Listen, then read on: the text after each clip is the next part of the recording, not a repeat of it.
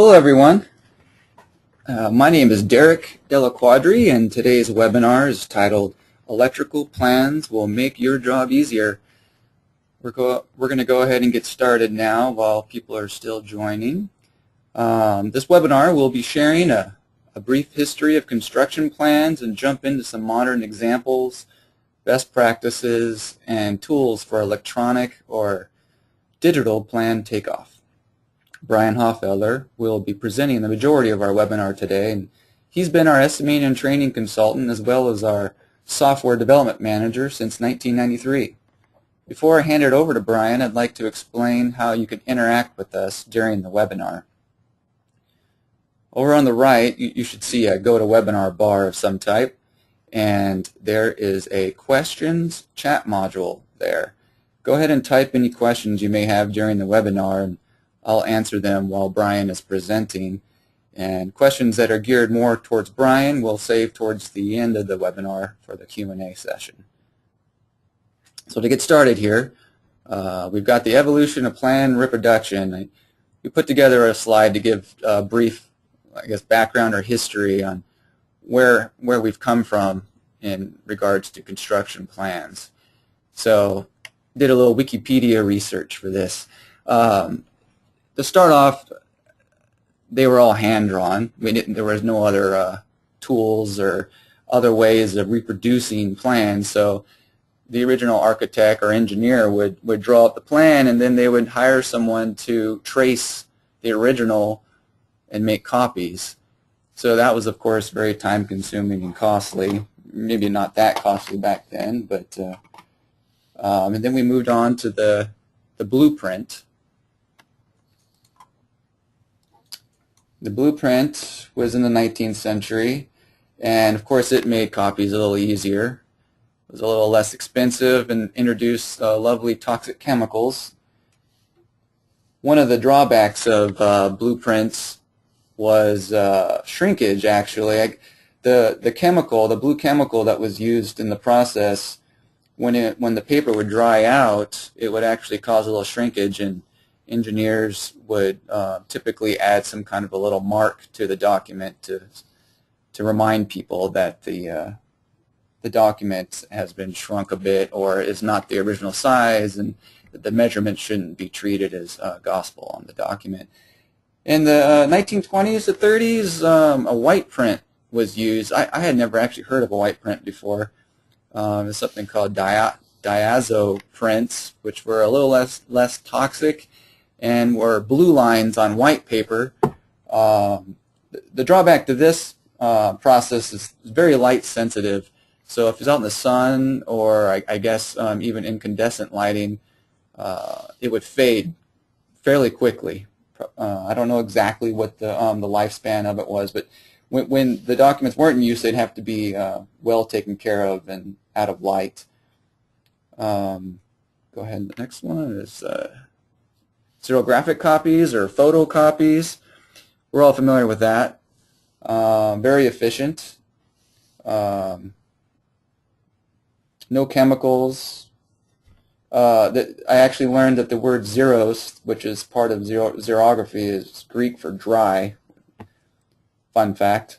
This is also around the time when reproduced drawings started to be called prints or just drawings. And then we moved on to computer plotters. Some of you may actually have one of these in your office. When they first were released, they used actual pens and they were mechanically drawing out the plans, and then they moved into the inkjet age at some point. Next we have digital displays, which is obviously what we're going to be talking a little about here. Around the 1980s, these were used a lot more in the construction industry, and still are, of course. Let's see, the software has evolved dramatically, as have computers and display sizes. Some of you are using 40-inch and larger TV displays with your computer to view plans. This, of course, brought on the CAD drawings being used, CAD software being used to create the plans as opposed to hand-drawn plans. And Now we've got plans being sent as PDF format, TIFF format, or other formats, and there's specialty software for viewing the plans and using the plans for takeoff, and that's kind of where we're going to go a little bit today. So now I'd like to bring a poll up. Give me 1 second here while I launch the poll. All right, if you could take a second to answer this poll, how do you currently take off from plans? We're kind of looking for what you do most of the time. Our options are printed plans from plan room, plans, drawings furnished by general contractor or customer, printed plans you printed from electronic file, electronic plans viewed in PDF reader or other PDF reader, or whatever format you get your plans in, your electronic plans. I think mostly they're PDF format now. Electronic plans with custom takeoff software. So we'll give it a couple more seconds here while you vote. Brian, are you watching the poll? I don't see the poll on my end. Okay, good. Or are you watching the results, I should say? No, I'm not. Let me pull it up here. I was actually going to ask There we go. Okay. I was going to ask you which one you thought would be the most popular, but I should have asked you before you brought it up. All right, so looks like we've got looks like everybody's voted. I'm going to close it and bring up the results here. Give me 1 second. Let me share those results. So printed plans you printed from electronic file. Any comments, Brian? Yeah, that is what I would have expected. I think most people today, they get those drawings transmitted to them electronically. Either they're emailed to them or they're downloading them from a website, and then they print them or send them somewhere to be printed. So the actual plans are received electronically. Got it. And printed in-house then. Printed in-house, yeah, a lot of the time. All right. And Okay. I'll close this. And it's all you, Brian. Alrighty. I actually wanted to start with just a little quick story. I was telling Derek about a discussion I had with a customer, actually an old friend, an acquaintance I've known over the years in the business. He's actually the chief estimator with probably one of the 5 or 10 largest electrical contractors in the country. His name is actually Bob Weissman. I don't know if anybody in here would know him, but I won't mention the name of his company, but they're up in the San Francisco Bay Area. And I run into him at least once a year at one of the trade shows, and we chat and catch up. And it was, I think, 3 or 4 years ago, he stopped by and we talked to him for a little bit, and we were just getting into the electronic takeoff ourselves here at Vision. And one of the things he said to me was that what really got his attention was that as they went to hire people, that their technology background was just so much different. This is a large company again. They hire people with college degrees in engineering and construction management, you know, people that are very smart, up to date on technology. And when he would talk to them about doing electrical estimating and talk about blueprints, these big sheets of paper, they looked at him like he was, you know, from another planet. You know, why would you not be doing this all in a digital electronic format? And I just remember that conversation. You know, it was not that long ago, and it was, you know, it got my attention. Why would we not be doing these things electronically today? The technology is there. It's evolved quite a bit in the last few years. So one of the things that this technology allows you to do, obviously, is to review plans quickly. Back in my early days in the business doing electrical estimating, you know, the process, and still for a lot of you today, probably the process starts with getting a set of blueprints, whether you print them in-house or whether you have to bring them to a company that does the printing, or, you know, or you have to go pick up the drawings from somewhere or somebody or have them delivered. It's a it's not an immediate process. Well, today, if somebody wants you to look at an estimate, you can download it, and not within hours or days, but literally minutes or seconds, you can look at the plans, review them, see what the project's about, and if you want, you can start estimating immediately. There's no waiting involved. So I think the immediacy of this process is really one of the things that you need to be aware of if you're not doing it now, is that the fact that you can start the project immediately. One of the things that comes up from time to time in talking with our customers and people in the industry too is the trade-off between using takeoff software versus just using a PDF viewer. And what we mean by a PDF viewer is just a program or the ability to bring up a PDF or a drawing on the screen. And of course you can look at it there. You can even, I guess, you can count things and manually write them down and do your estimating process from there. But if you really want to take this to the full advantage, the process needs to be integrated with your takeoff, your estimating software. And that's what we've been doing here at Vision now for getting close to 3 years. We've been integrating the electronic drawings with our software. And I'm going to show you a brief demonstration of that here in just a few minutes. This webinar is really not intended to be a training session. It's more about what can you do with electronic takeoff and some of the advantages and features to be aware of. So the basic operations that you're going to be doing with electronic takeoff are counting, measuring, and maybe even square footage. The first two, the counting and the measuring, are the key things you do when you do an estimate. You've got to count things and you've got to do measurements.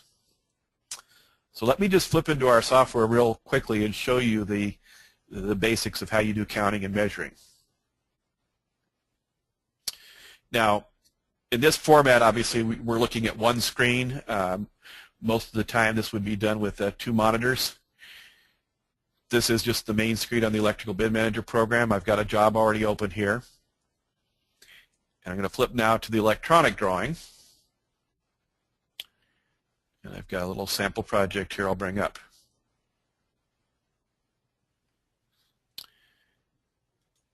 So my electronic drawing is over here on the right. I'm going to zoom in a little bit so you can see my drawing here. Now again, you can be doing this in a large monitor. You want to do it on a 24-inch monitor or a 60-inch monitor, that's all fine and dandy. One of the nice things is even on a medium-sized monitor, you can zoom in real easily.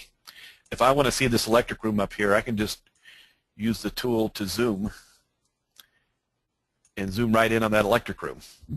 So I can see the details real easily. And then I can zoom back out, zoom back in. Those are just all basic functions you can do electronically that you really can't do with a hard copy.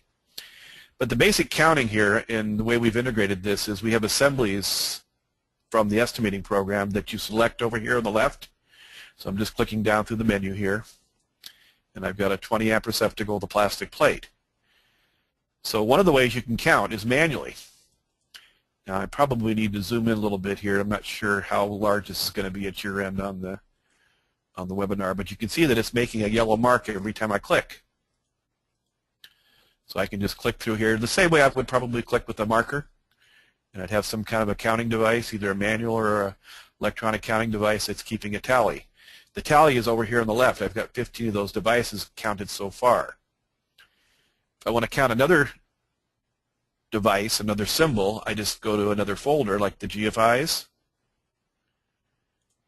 I'm going to go to a 20 amp GFI with a plastic plate, and I marked 2 over here. And I'll do just one more so you get the gist of it. There's a quad receptacle. And again, I'm just clicking on the symbol. It's marking the drawing and keeping a running count over there on the left. So I've got 8 of those receptacles. So that's basically how you count. You find the assembly you want to count, you click on it in the drawing, and it keeps a running count. And I'll show you a little bit later how it takes that information back into the program, but that's how you do the counting. Now the measuring is a similar process. You find the assembly you want to measure. Now I'm going to zoom in a little bit here.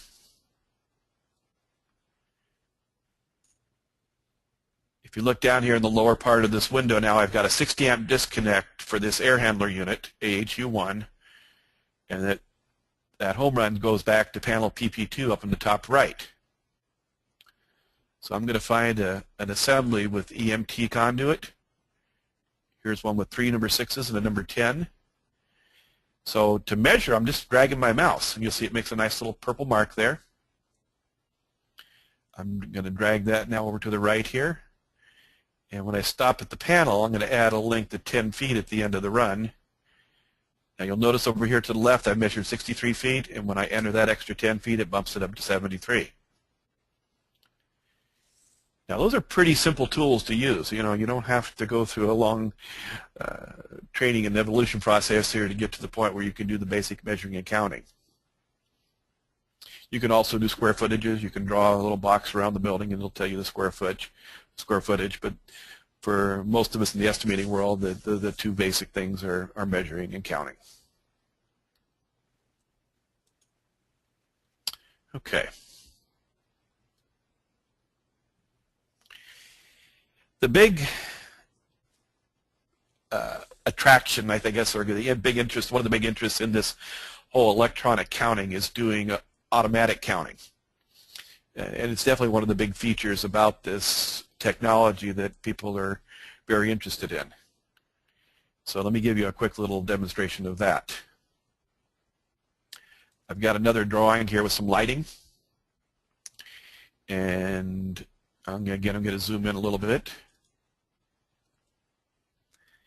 There's a bunch of these little round recessed downlights here on this drawing. So again, I'm going to find an assembly for that. I'm going to close up the one I'm in. I'm going to go to Fixture Saved Assemblies. And down here a ways I've got a recessed compact fluorescent downlight. I'm going to do a couple little quick things here. I'm going to change the color there, make it something brighter just so you can see it better on your end. I'll do a nice bright red. And I'm also going to put the fixture designation.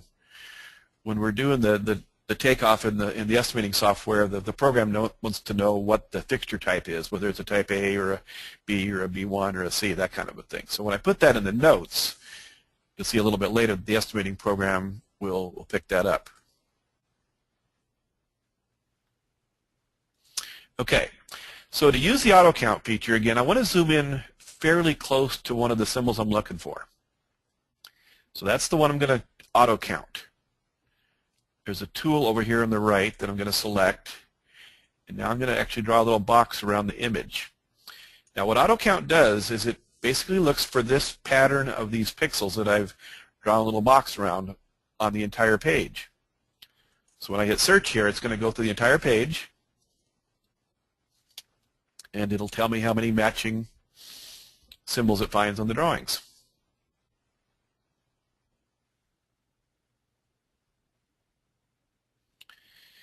So in that little amount of time there, it counted 54 of those symbols. It gives me a little review process here so I can scroll through here, and if it counted something that it shouldn't have, you just hit accept count if you're happy with what it counted, and it puts a little mark on the drawings. Again, I can zoom out or I can go back to the full page, and you can see all the fixtures it counted. So I would just continue through with that process and count any other fixtures or symbols that are on the drawing. Now, I know that typically, again, when we talk to people about this auto count feature, there's a varying spectrum of reaction to it.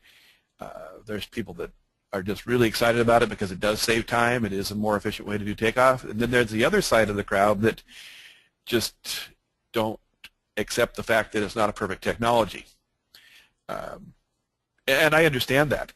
You know, I was at another trade show here just a few weeks ago, and one of our customers was, I was showing them this auto count feature, and their reaction was, you know, well, why isn't this better? You know, we've got technology out there where we can scan somebody's eyeballs at the airport and know their if they're a security risk or not. And that kind of advanced technology is out there, and I am sure that this will progress. But it's not a perfect technology. And I guess all I could say to most of you is that if you're looking for a perfect technology, then you're probably going to have to throw away things like your cell phone and your computer and your internet access and all of the technology things that we've grown to be pretty addicted to these days. It is a very powerful technology. Again, it's not perfect. If you're really that uncomfortable with the automatic count feature, you can always do the manual count feature I showed you at the beginning. It's still a big improvement over doing it on a piece of paper and then transferring your counts back to the job. Let me flip back to my little slideshow for just a second here.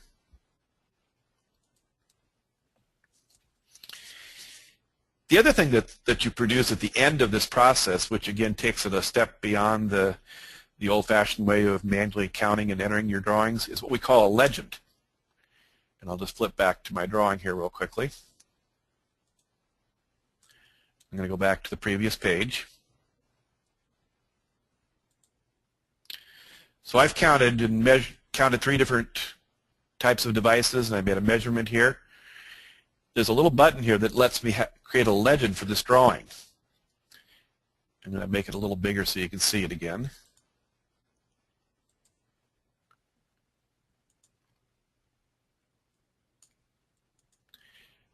So when I finish this takeoff, I can print out this page. I can print it out in color, and it will give me a little legend up at the top left here with all the counts and measurements that I made on that drawing. Again, for the people in the field, that's a great little tool to know exactly what was counted and the measurements for the different entries on that particular page. They don't have to redo the count process. They can see exactly what you've got on the takeoff.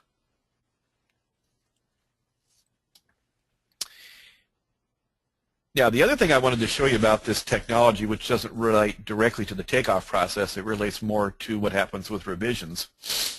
And I think Derek's going to do a little poll on this. Did you want me did you want to do the poll before I show that, Derek? Sure. Why not? Okay, so let me, that probably is a good point to do the next poll. Okay. We'll do a poll here, and then I'll come back and show you about the overlay technology that's available electronically to help you handle when changes are made to the drawings before or after you do the bid. It would come into play both places. So go ahead, Derek. All right. So we have a poll. How do you currently evaluate plan revisions? So we have 5 options here, and I guess the best idea here is to pick the one you find yourself doing the most. Manually eyeball revisions on printed plans, manually eyeball revisions on electronic plans, which would mean like you're viewing it on screen on your computer, and automatic revision highlighting tool for electronic plans. Some software offers the option to highlight changes between 2 or multiple plans. Rely on revision itemized reports, which I think, Brian, correct me if I'm wrong, but these last 2 are kind of related. Rely on description and or revised counts and measurements, which... Yeah, what we're getting at there is, whether sometimes when they make changes to the drawings, they'll tell you in some kind of a summary what they've done. They've added 2 receptacles and they've deleted 2 light fixtures, etc. So they may give you a little bit of help just describing what the changes are. All right, so let's see. 78% of you have voted, and it looks like we're good. I'm going to close it out now. Oh, we got one last one in there, eked in. Okay, closing it out, and I'll share it. So manually eyeball revisions on printed plans is the top one there. So if that if I'm translating that correctly from the last poll, then I'm guessing that they get the revised plans via email or via a website, and then they print them out in-house and eyeball them. Basically sit them down side by side and look at the changes and try to Yes. determine what was changed or revised. And that's pretty much the same process you'd be doing electronically. You'd be looking at the original drawing, comparing it to the revised drawing on a screen electronically versus a hard copy. One of the changes in technology here that really takes it a step further again is the actual ability to overlay the original drawing on the or the revised drawing on top of the original one. So I'm just going to show you a quick little example of that. Okay, you're back on. Okay, I'm going to switch over to another job here.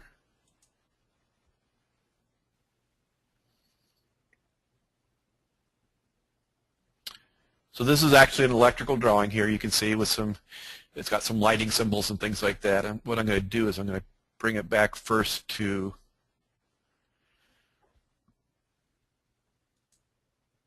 okay, so here's the original plan that was used for the takeoff.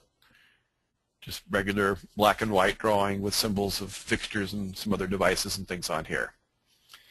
So what you can do now is you can look at the overlay by itself.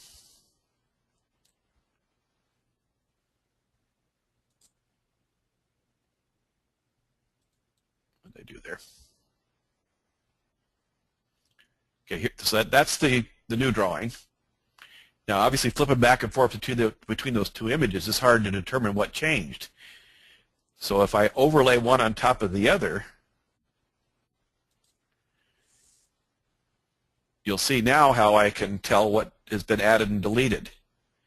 So the way this works is everything in red is things that have been deleted from the original drawings. The blue items are new items. So I can see that these fixtures were deleted, the red ones, and these little blue ones were added in various places in the drawings. So it makes it a lot easier to go through this now and figure out what was added and deleted because I can overlay the original or the revised one on top of the original. So that's a pretty big benefit in technology. That's a lot easier than just setting the drawings side by side, or even I've seen people try to lay them over the top of each other and figure out what's changed. It can be a very difficult process. Okay, let me flip back here real quick.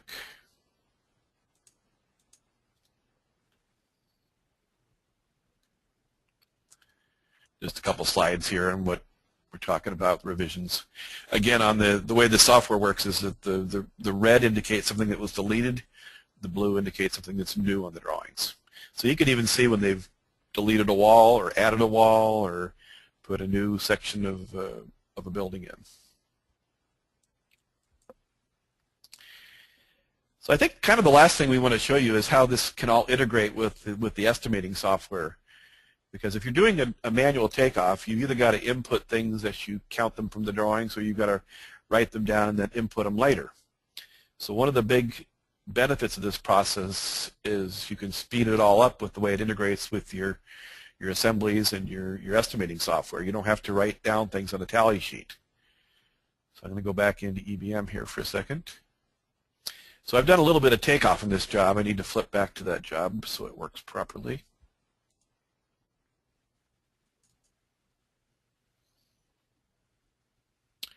Okay. So in the Electrical Bin Manager software, we have a little screen that we import everything from the electronic drawing. So you'll see the 5 different entries that I made in the takeoff. I've got 3 different types of receptacles down here at the bottom. Now those are assemblies that are just already built into the estimating software. I can actually take them off one at a time if I want to. I can just hit takeoff down here. Or if I want to do multiple lines at a time, I can just highlight them. You'll see it checked off that one that I just finished. If I highlight 2 lines at a time and hit takeoff, it enters them both simultaneously. So obviously it's a little bit quicker. But there's no manual process here. I'm not writing things down and re-entering them into the software. I'm just basically okaying that they need to go in. Now this entry here, this fixture A, I'm going to review it before I finish up the entry. When I double click on it, it takes me into the fixture takeoff screen that I would use if I was doing a manual process. So I can complete this entry maybe by putting in a couple of lamps, maybe a fixture whip,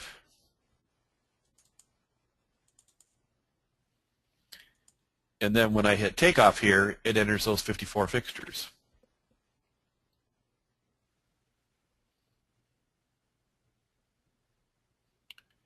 It'll take me back to that spreadsheet here in just a second, and I can see now that I've entered these 4 items are taken off. They're in the estimate.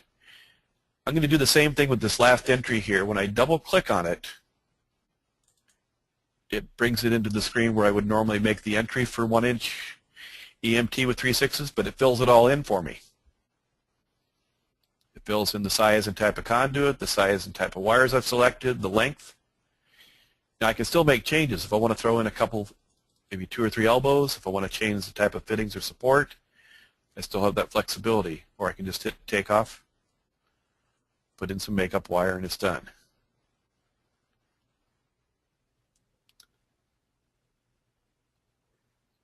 So I guess really the 2 big benefits in doing this electronically are that the takeoff process is faster, especially when you can use the auto count feature, and you get a better result at the end because you can now print out a nice little legend.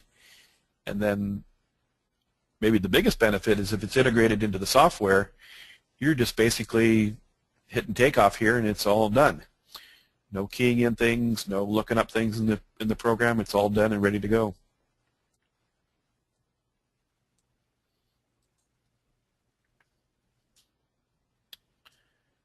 Oop, wrong way, sorry. One of the things too that maybe we would take it for granted is the benefit of the amount of money you save on printing costs. Typically people report to us that they're saving at least half of their printing costs when they go to electronic takeoff format. And for most of you, that's probably a significant amount of money. But again, I think the whole process is just better electronically. It's quicker, it's faster, it's a whole different aspect of estimating that we've gotten into. I've been doing this kind of software now, as Derek mentioned, for over 20 years, and in my opinion, this is the biggest change that's happened in the electrical and certainly the estimating software world is the integration of electronic takeoff.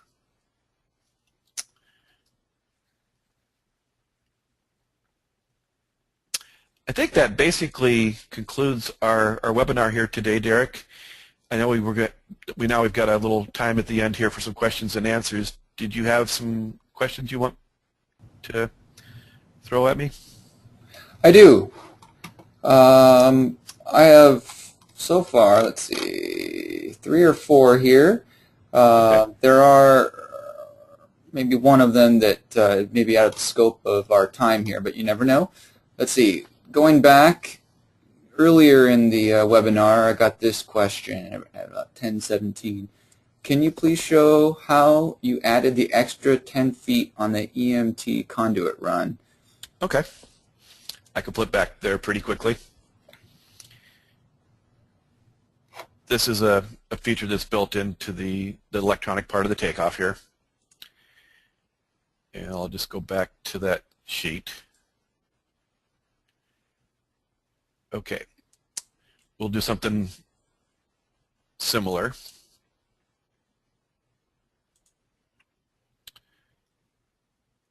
Okay, so I'm going to run from this. Actually, I'm going to do a feeder. That'll even be better.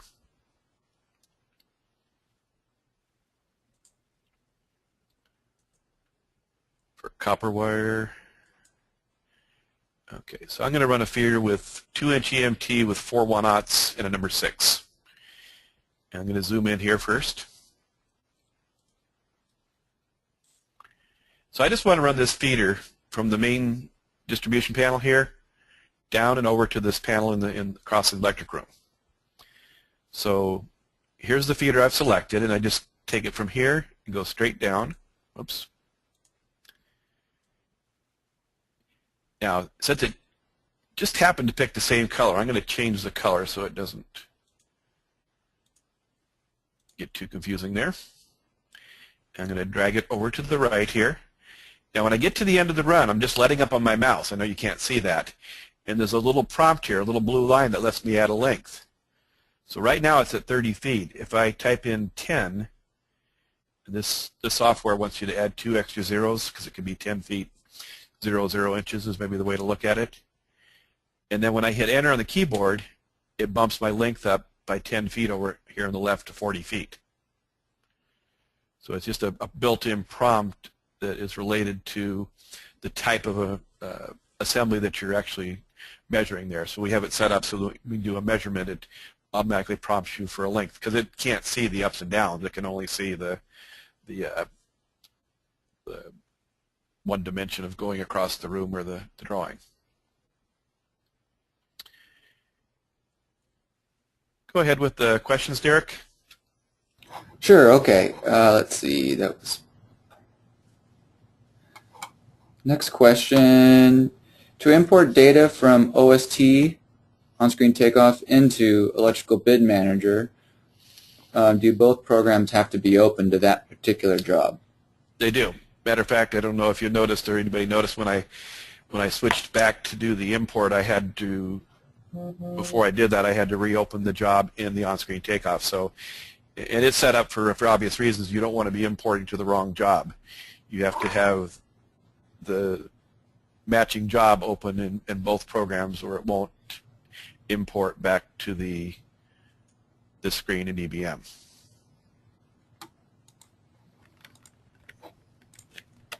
All right. Let's see. Our next question. Can you, let's see, is there a trial period for the ET? I'm not sure. ET meaning if I don't like it after 30 days. Takeoff? Oh, electronic takeoff. Yes, there is. It's a 30-day trial period, so you can try it out, so to speak, for 30 days, and it's a trial period that you can exercise at the end of any time during the 30 days. I will tell you, quite frankly, I think we've been selling this for, like I said, close to 3 years now. We've sold several hundred, maybe over 1,000 of these types of systems. I honestly think we've had one return. And ironically, that was from somebody who was in the early stages of this and was really anxious to get it going, got it loaded in their software, and they were so busy they just didn't have time to sit down and learn it a little bit. Yeah, and maybe could you describe what happens once they order on-screen takeoff, meaning the training process that we have and they have? There's a few things that happen training-wise. We have videos built into our software which give you an introduction on how the two programs work together. We also do an online training session which is kind of using the same technology we do for the webinar here, but it's reversed. In other words, you're running your software on your computer and we're connected over the internet so we can see your screen. It's kind of like we were just sitting there standing behind you and showing you how to use the software, except for it's over the internet.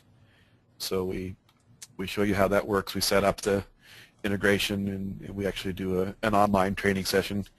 We do have some classroom options with that too. If you want to come to one of the places we're doing the training, we actually have training sessions where we set up 2 monitors and do the actual takeoff on the screen there.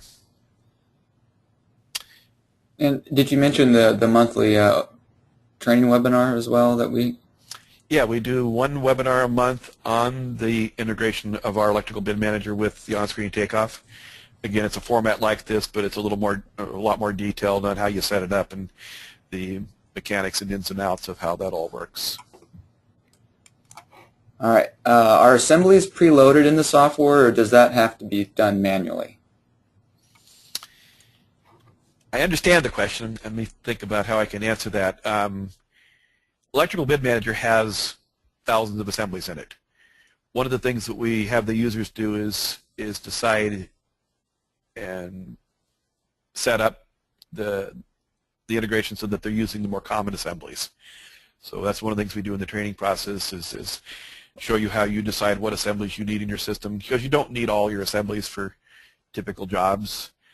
And if you want, you can have more than one format, but I guess the answer to the question is the assemblies are already preloaded into the electrical bid manager estimating software, and then you can decide how many of those assemblies or even all those assemblies that you want to use during the takeoff. So there's no assemblies to create, it's just a matter of setting up which ones you want to use in your typical takeoffs. I hope that answers the question. I think so. Okay. How do you add information in the notes for information review later, and can you print it on the prints later? You could put prints and notes on the print at any time. There's a little tool up here, this little A here lets you type in text, and that will print out on the drawing. So if you just want to make a note about something that's in the drawing that you think is important, you can add notes there. You can also highlight things. I kind of like this little tool. If I want to highlight a part of the job, I can just use that little highlighter tool. Maybe I want to highlight the notes. You know, when people are doing manual takeoff, a lot of the time they use the highlighter to highlight the notes, partly just as an indication that they read the note and, you know, we're aware of it. So we have these little highlighter tools, and then the text tool, again, would just let you type in notes. You can type those notes in, you can put them in different colors and different sizes, and again, that's something that, you know, that takes it way beyond the manual step, because now you've got it electronically recorded. You can print it one time or 100 times, send it electronically to somebody else who can bring it up and look at it on their screen. All right. Any more questions, Derek? Yeah, let's see. I've got quite a few. They keep coming in. Okay. Does this type of takeoff work best with a dual monitor setup? And what size do you recommend? Absolutely, it's you know, I think it's probably the perfect application I could see for a dual monitor. You might even argue a 3-monitor process setup, because the way it works best is if you have the estimating on one screen. Again, I have to toggle back there. You got all the different parts of the estimating program, and you have the electronic drawing on another screen. I think I kind of alluded to this earlier. I think people get a little more caught up in size of the monitor than really is necessary. We have a lot of users that are using 24 and 27-inch monitors. That's can be very adequate. The resolution is really much more critical than the size. So unfortunately, what I've seen some people do is go out and buy a real large monitor that doesn't have high resolution. And that's kind of counterproductive. I'd rather see you buy a medium-sized monitor with high resolution, like 1900 by 1600 pixels at least, so that you can get the resolution of the drawings on the monitor. Yeah, I know they have some really nice 27-inch monitors now that are made for computers that are super high resolution too. Yeah, and they're not terribly expensive either. I mean, we're not talking a major investment in. No, like 500 or 600 up to 1,000, but I've seen them for 500 or 600 now. I'll get you a really, really good monitor. Yes. All right, we've had some format questions, file format questions. I should have mentioned that actually. That's one of the questions that comes up typically is what types of file formats will the electronic takeoff accept? When you bring the drawings in on this little option called the cover sheet here, it lists here all the different formats. If you see down here at the bottom, the files types, it's a real long list, but you know, typically you're going to get drawings in either a PDF or a TIFF format. You might get them in one of the CAD formats. I honestly have never seen a format that the program won't accept.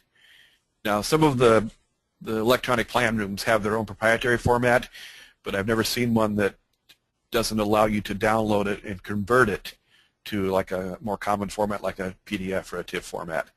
So honestly, I've never seen a format that the program wouldn't handle. It's a wide variety. So everything from JPEGs to AutoCAD files to TIFFs and PDFs. All right, I'm trying to go through here and see. Will the program automatically pick up all plan scales? No, I did not mention that, but it's a real important issue with electronic drawings. The scale that's shown on the drawing may or may not be what is actually represented, or it may not be correct. Now this drawing says it's an eighth of an inch equals a foot, and I set that up here at the top to match that. But what you really need to do is you need to check the scale. In a lot of cases you need to revise the scale. Now a lot of drawings have a dimension somewhere on the drawing, or if it's a lighting drawing I can measure a 4-foot fixture and see if the scale looks correct. But on this drawing maybe I want to check this door opening here.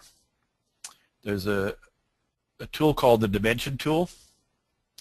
It's right here next to the big A. I can drag my mouse from one side of the door to the other, and it shows me that door is 3 feet 10 inches, so I know that that eighth of an inch scale is not correct. I skipped that in the starting process just for purposes of keeping this fairly short, but I can now go fix the scale. So that distance should be 3 feet, and then when I re-drag my mouse it'll reset the scale to 1 inch equals 6 feet 4 inches. Now the nice thing about the software though is if I've already done measurements, it'll recalculate them. You see it revised that link there. Any other measurements that I've made up to this point will be revised, and then it'll make the correction back in the estimating software too. So with electronic drawings you have to check the scale. You will find drawings where the scale is, that's one reason I use this particular drawing for training and demonstration purposes, is to illustrate that the scale may not be valid.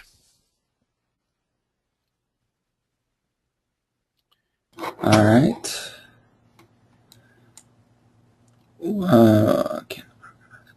What about bid alternates? Can the program isolate a certain piece of the project and take off as an alternate? One of the ways to do that is this feature up here called areas. You can create an area for an alternate, and you can keep it separate in the takeoff. We also handle that on the estimating side. On this import window, I can create a section for the alternate, so that as I bring in those entries, I can put them in a section called alternate. And even if I haven't done it on the takeoff side, I can take care of it when it comes back into the program.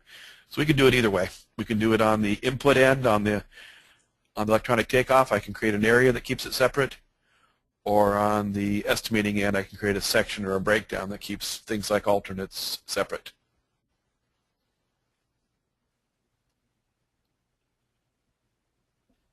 All right.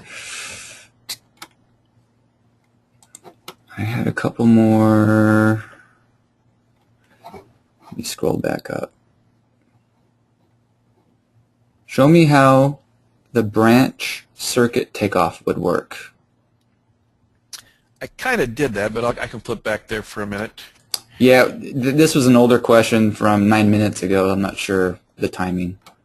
Well, we can do a real quick example. I did a home run, and that's really the same way you do the rest of your branch takeoff if you're going to actually measure it from the drawing. So I'll go back to I can even use cable. I can use branch, I can use EMT, or I can use MC cable. We'll do an MC cable just to make it a little bit different.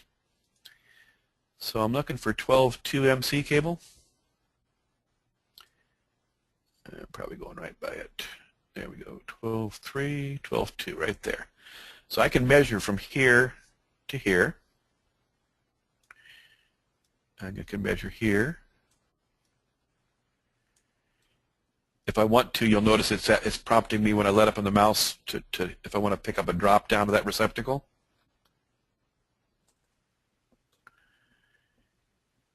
So it's got a total of 99 feet. I can also count runs. Now, for those of you familiar with our estimating program, it asks you for the number of runs every time you make an entry in the branch screen. So the way I count runs is to just click on each segment here. And you may be able to see it's making a little mark here. So I've measured 99 feet and 3 runs. And then back on the import screen, when it takes it back in here, See, it made those corrections, but there's the last entry, the 99 feet, 3 runs. We can hit double click. There's the 99 feet, there's the 3 runs, and you just finalize it by hitting takeoff.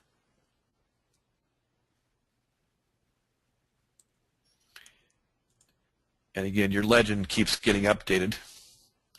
Every time you add something to the takeoff, that little legend, so I can get it up there, gets updated.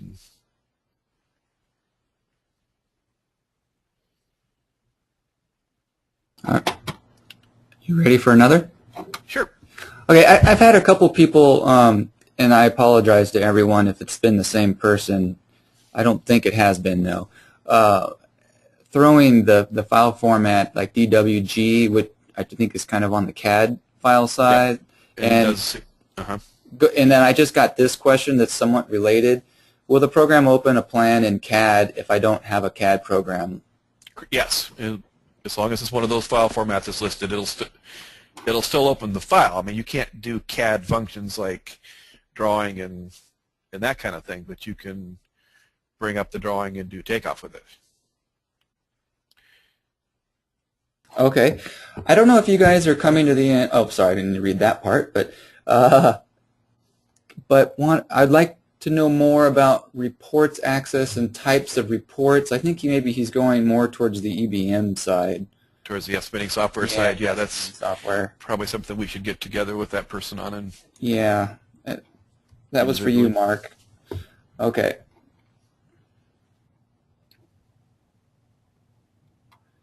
Let's see. Oh, here's one. How do you measure out the wire from one outlet to another? Is that done automatically? I think it's really kind of the same question that the person was asking about branch circuiting. And there's really 2 different ways to do that on an estimate. A lot of estimators will just use a certain number of footage per outlet. If they figure that, maybe this job's pretty typical and I can use an average of 15 feet per outlet, they'll just make a separate entry for that. Or they can do what I just showed a minute ago. They can actually do the measurement on the drawing. Scale from each outlet to the outlet, and that'll pick up the wiring when you do that. Okay, and going back to the assemblies question from earlier, so all assemblies in EBM can be transferred? Yes. You can transfer any or all assemblies from EBM to the takeoff. And they come into this window down here on the lower left. This is what's called the condition window, but that's where all my assemblies are here. Now, I didn't bring all the assemblies in, but you could bring all the assemblies into this part of the program. So whether it's a fixture assembly or a receptacle or a switch, they can all be brought into this window here.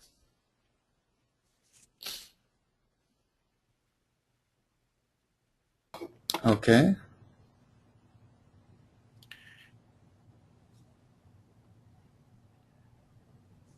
Anything else? Nope, other than you got to thank you for the answering the question. Well, we want to thank everybody for attending the webinar. I mean, we appreciate the fact that you take a little bit out of your day to attend the webinar. I know we probably have a mix of people attending who are already Vision software customers that are using Electrical Bid Manager, some that are maybe even using the on-screen takeoff, and some people that are not using our software. So anything we can do to help you learn about our software, we're always willing to do that, obviously. Yeah, yep, and we have we recorded this session, and we'll be emailing it out to everyone within the next day or two.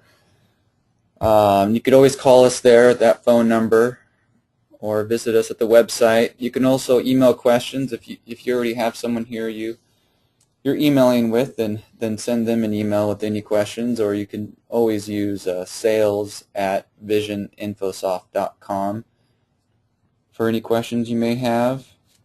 At the end of the webinar, you'll have a brief survey. If you could take a second to answer those questions, it helps us develop better webinars in the future. And I know in our May last month's webinar, we got some good feedback, and we've already implemented some of the ideas and suggestions. And you also voted for improving your bid proposals as the top future option for a webinar, and we're working on that, so that you should see that coming out in the next few months. So stay tuned. Anything else, Brian? I think that's it. Again, just thank everybody for attending today, and any feedback is more than welcome. Yeah, and if you're interested in on-screen takeoff, be sure to give us a call. And I know we have people here that would love to step you through it and show you in detail and answers any questions you may have and give you a taste of it. Thank you, everybody.